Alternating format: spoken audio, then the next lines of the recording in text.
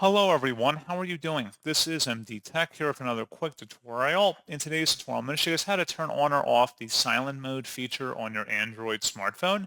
So this should hopefully be a pretty straightforward process here, guys. And without further ado, let's go ahead and jump straight into it.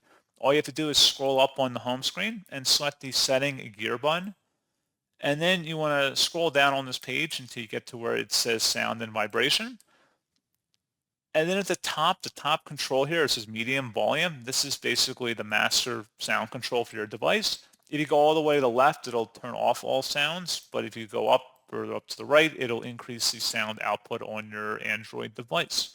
So pretty straightforward process on that, guys. And as always, thank you for watching. I do hope I was able to help you out, and I do look forward to catching you all in the next tutorial. Goodbye.